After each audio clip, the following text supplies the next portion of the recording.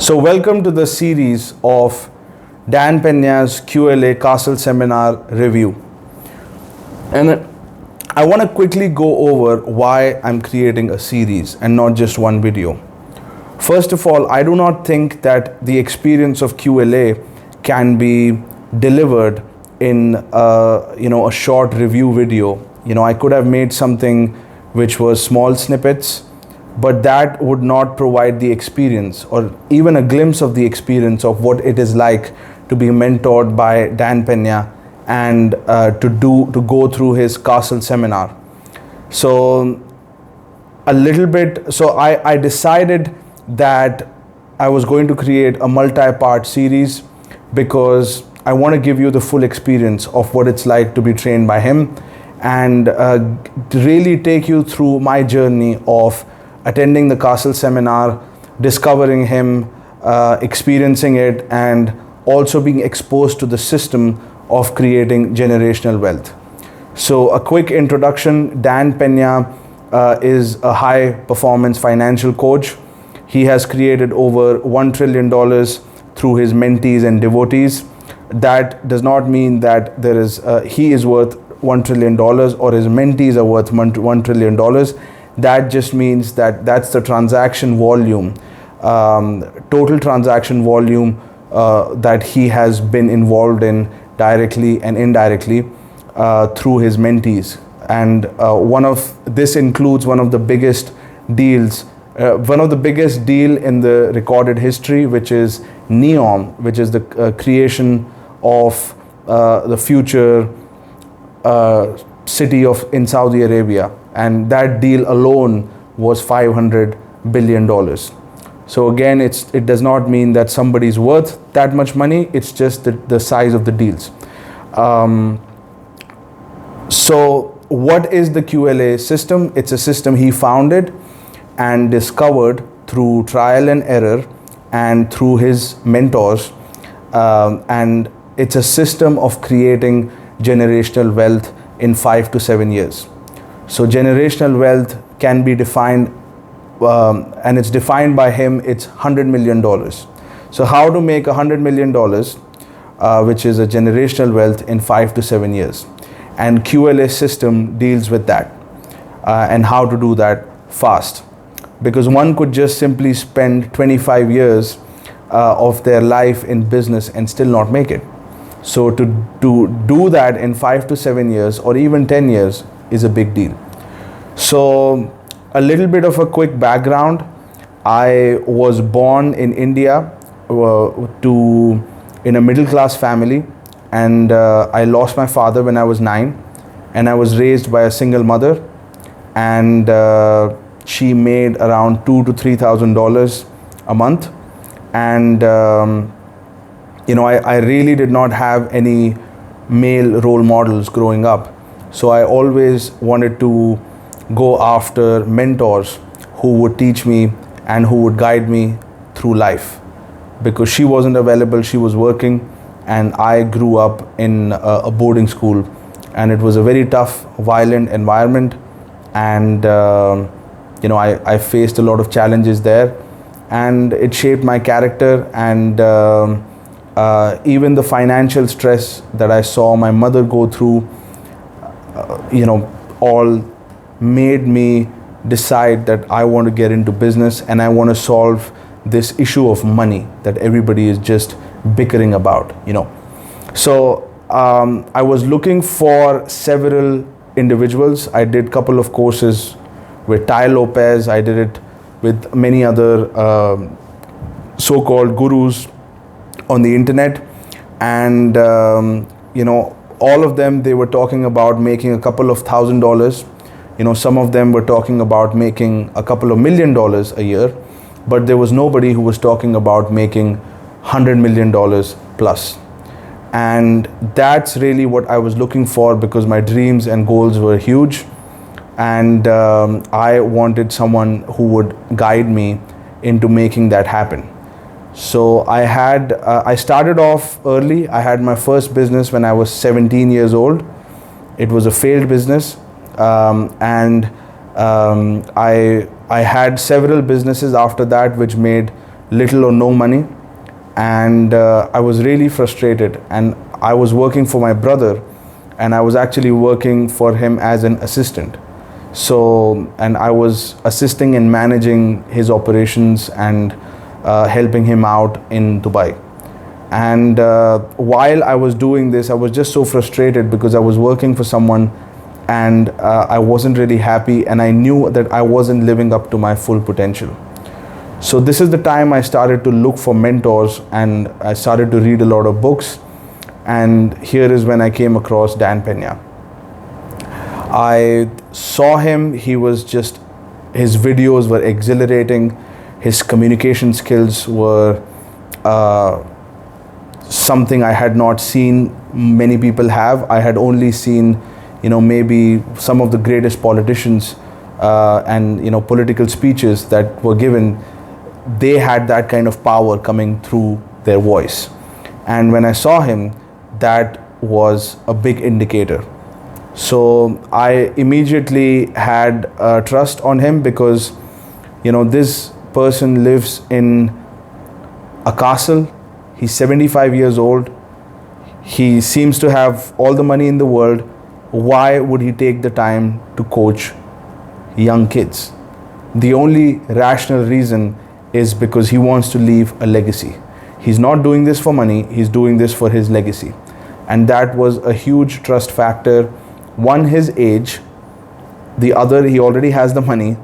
And third, is that I could feel and I could see in his demeanor that he wants to leave a legacy, and he wants to help others create generational wealth.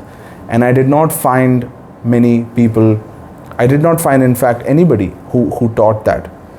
I saw a lot of videos with billionaires talking about doing what you're passionate about, starting a business venture, and little bit of their success story, but nobody revealed exactly the business model, and nobody had come up with a system that many people can use over and over, and it works. So that's something that I was attracted by. And the other thing I was attracted by, this is a no money model. So you don't have to have any money to do this. And that's something that I was attracted to, because I had no money. So, I saw his videos, and I felt, he felt out of reach, and I didn't think that I would ever get to a position to be mentored by him. But I still took his photograph and I put it on a vision board, and on my vision board where all my goals were, and it was one of my goals to be mentored by him.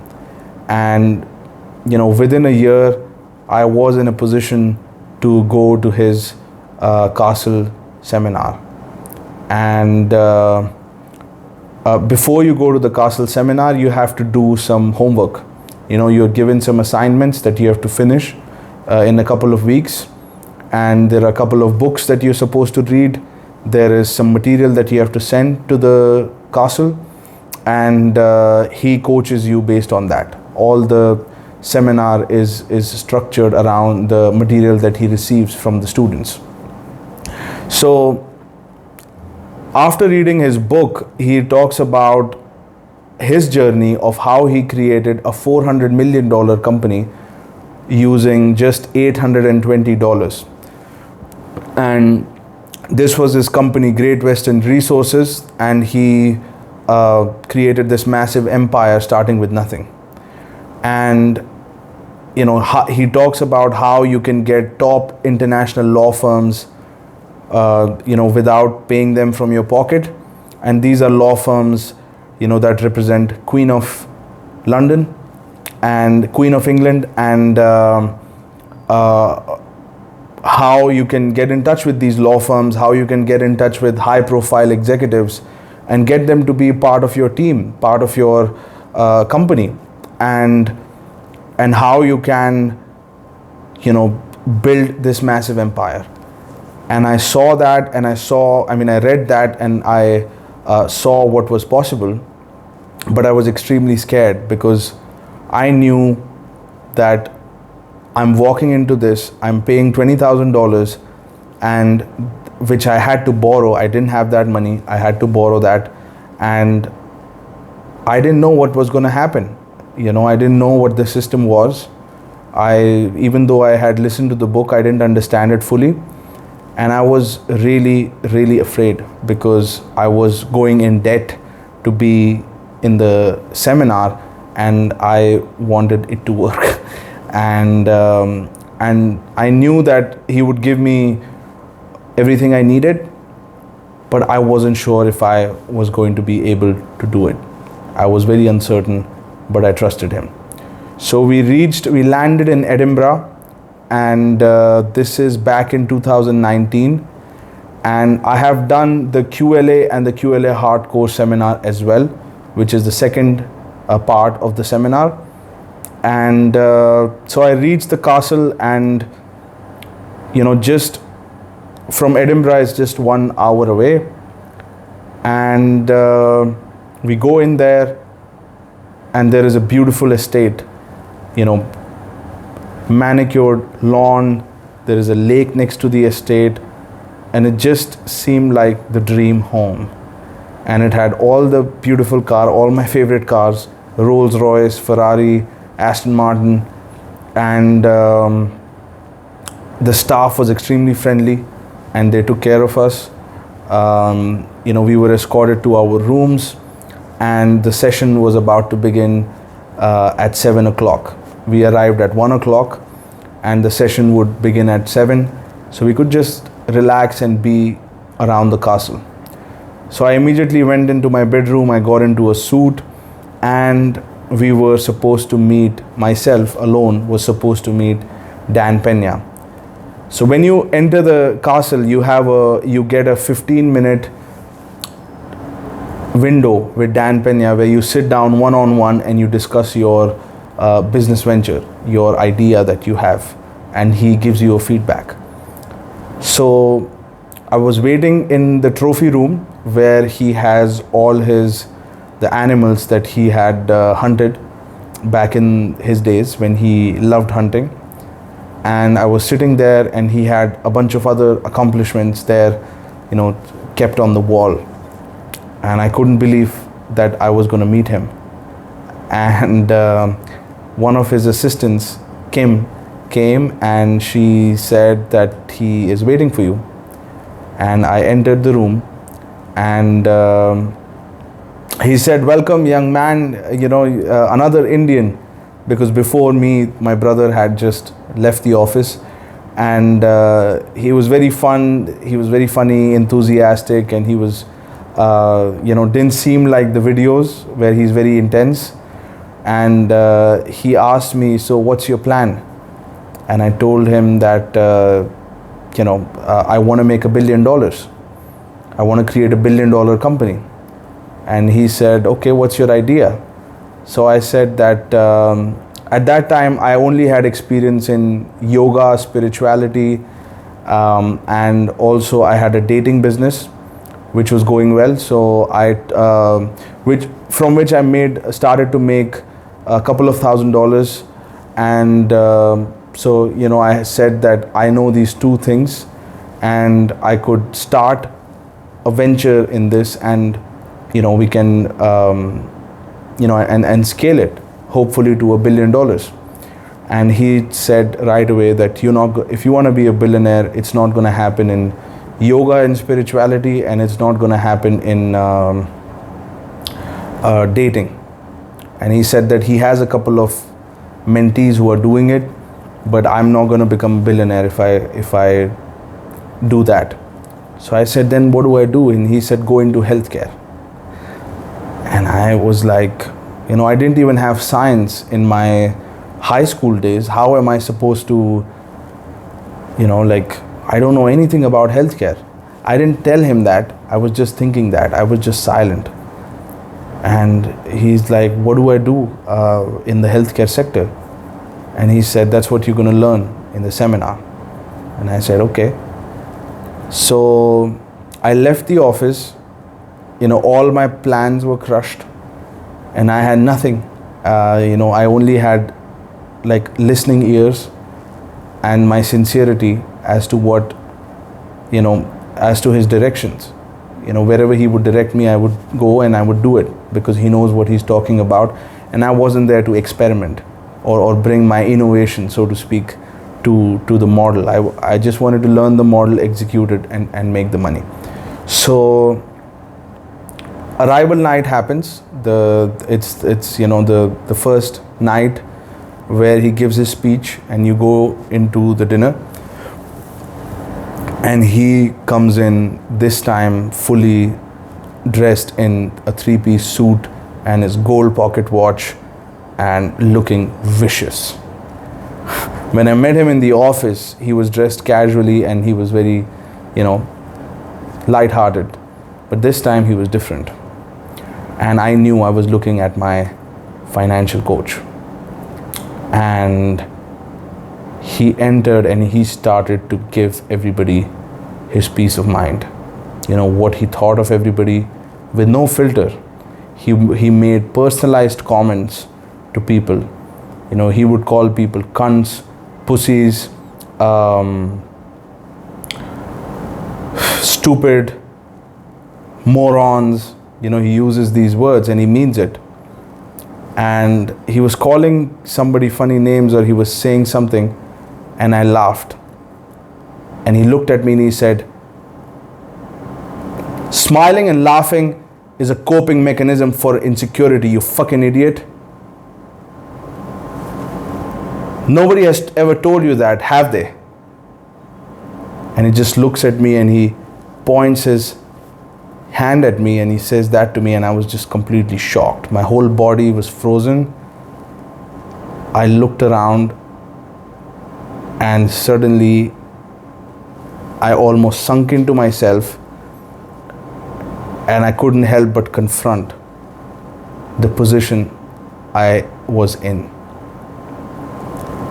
Here I am, completely lost. I have come here and